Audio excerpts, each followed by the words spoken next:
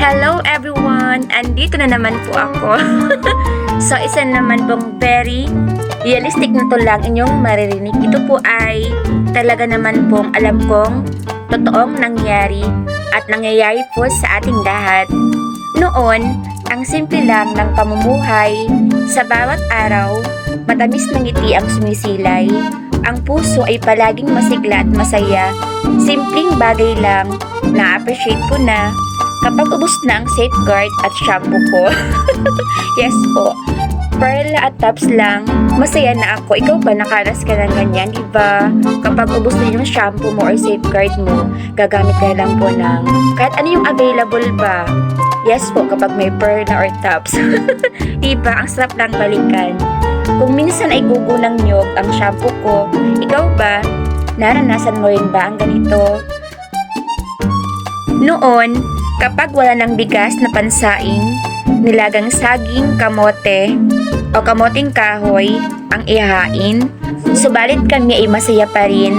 Napakasimple lang ng buhay namin.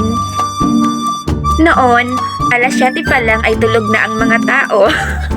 Diba, no, ang agang matulog ng mga tao noon. Tahimik na agad ang paligid sa aming baryo, payapang nakakatulog sa gabi, walang iniisip at hindi na kailangan pang magmuni-muni. Noon, ang 1,000 ay marami nang mabibili, diba? Marami ka nang mailalagay sa basket na daladala. Masayang alaala, kay sarap balikan, nakaukit na ito sa ating puso at isipan.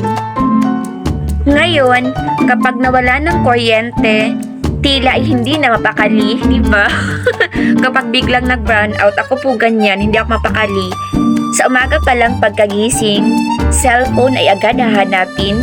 Ibang-iba na ang pamumuhay natin ngayon. Pagiging simple ay unti-unti nang nagiging bahagi na lang ng kahapon. Ngayon, mahutulog na lang ay nag-cellphone pa rin. Diba? Sino pong nakaka-relate dyan? Yung tipong mahutulog na lang ha, sabi niya sa kanyang sarili. Mahutulog na nga ako, kaya lang, pagkalipas lang po ng ilang minuto, kinuha naman po ang cellphone. Ako kasi ganyan hanggang sa inaabot na po ako ng minsan 1 a.m. or 2 a.m. gising pa ako. Kaya lang, sabi ko na po, kailangan ko palang magbawas na talaga. Hindi po minsan maganda kapag palagi po tayong nakababad sa cellphone. Di ba po? Sumasang-ayon po ba kayo?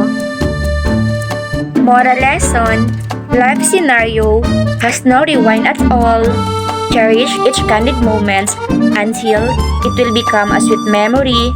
Don't allow yourself be trapped in a dark room of regrets, agonies, what ifs and whys. It's a simple reminder from yours truly.